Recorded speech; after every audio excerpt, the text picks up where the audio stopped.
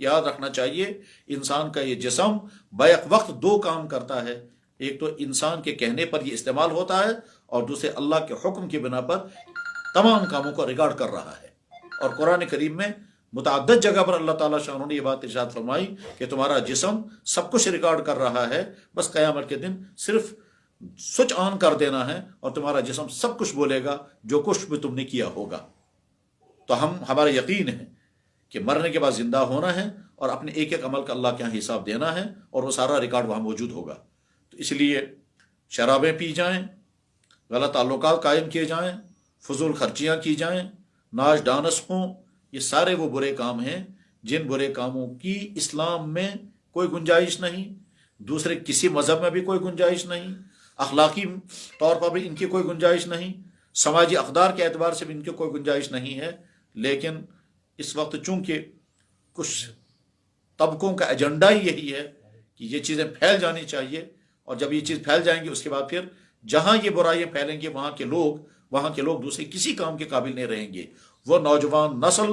جو زناکاری میں، شراب کھوری میں، آوارگی میں، فحش کاموں میں، فضول خرچیوں میں، پیسے اڑانے میں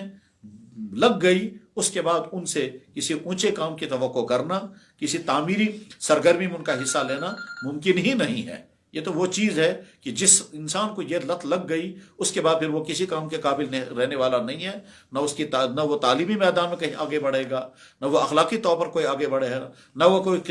قومی خدمت کر سکے گا، نہ وہ دینی دعوت کا کام کر سکے گا، نہ وہ دینی اور دنیاوی تمام میدانوں میں اس کا حال جو ہے وہ شکست کا حال ہو جاتا ہے۔ اس لیے بڑی دردمندی کے ساتھ درخواست کی جاتی ہے کہ ہیپی نیو ایئر کے نام سے، نئے سال کے نام سے جو گناہ کا کام ہوتے ہیں، چاہے جہاں ہوتے ہوں، چاہے جن ہوٹلوں میں ہوتے ہوں یا جن سیاحتی مقامات پر ہوتے ہوں، ان سے اپنے آپ کو بچائیں۔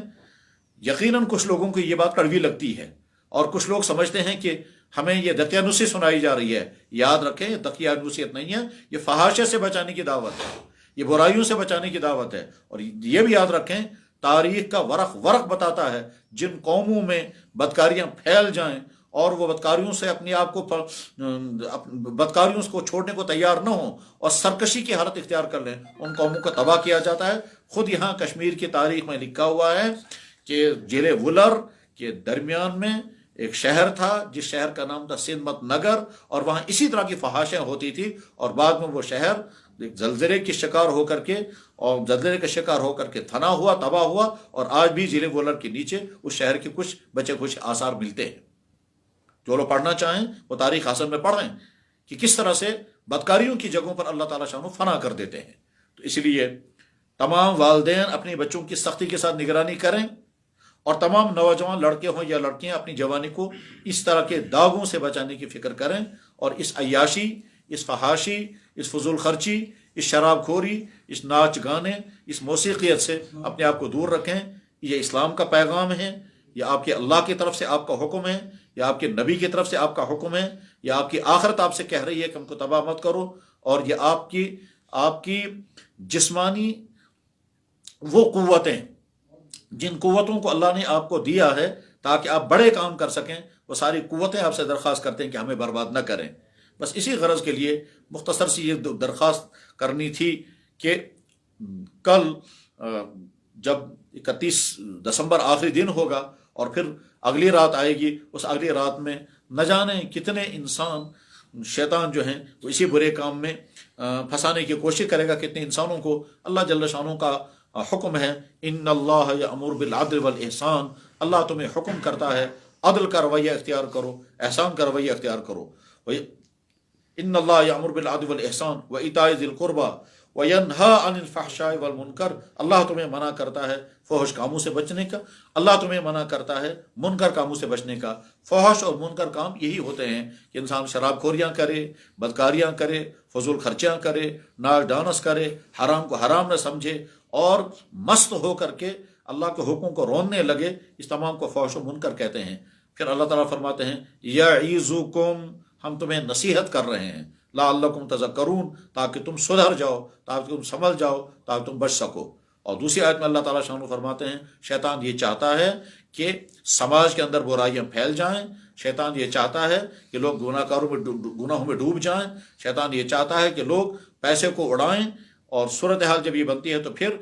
इंसान कमाने में भी जायज़ और नाजायज़ के हुदूद की परवाह नहीं करता, और खर्च करने में भी जायज़ और नाजायज़ के हुदूद की परवाह नहीं करता। कमाने में दूसरे पे जुल्म करेगा, और खर्च करने में भी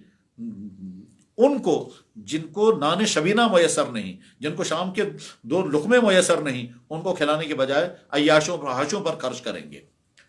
चुनांचे ताज्जुब की बात है, वो लोग जो लाखों रुपए अपने कुत्तों पर खर्च करते हैं, उनके पड़ोस के अंदर, उनके समाज के अंदर कितने वो हैं जिनको पहनने के कपड़े नहीं हैं, कितने वो हैं जिनके खाने के लिए खाने का इंतजाम नहीं है, पर इंसानों पर उन्हें तरस नहीं आता है, और जानवरों की अय्याशियों पर वो इस तरह से पैसा उड़ाते हैं। इसी तरह से इस हैप्पी न्यू ईयर के नाम पर होटलों के अंदर एक एक रात के लिए 20-30 हज़ार रुपए देना, 40 हज़ार रुपए देना, और बुकिंग न मिलना, और उसके बाद फिर वहां जाकर के जो कुछ किया जा रहा है सारी फजूल खर्ची में है। तो अल्लाह जल्ल शान हुक्म दे रहे हैं, कुलू वशरबू वला तुसरिफू, खाओ भी पियो मगर फजूल खर्ची मत करो। और फजूल खर्ची अगर जायज़ जगह पर ज़रूरत से ज़्यादा खर्च किया जाए उसको कहते हैं फजूल खर्ची, और हराम जगह पर अगर माल खर्च किया जाए उसको कहते हैं,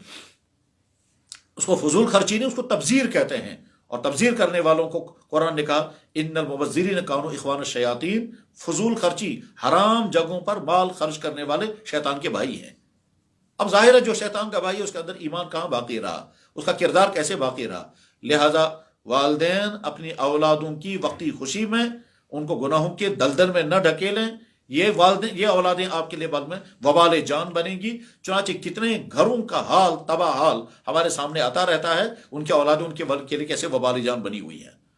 और नौजवान खुद अपनी जवानी की हिफाजत की फिक्र करें, चाहे नौजवान लड़के हों चाहे लड़कियां हों। वक्ती लज्जत के लिए अपने किरदार को बर्बाद न करें, अपने ईमान को तबाह न करें, अपने कैरेक्टर को नुकसान न पहुंचाएं। कामयाब इंसान वो है कि जो नसीहत के बाद सुने।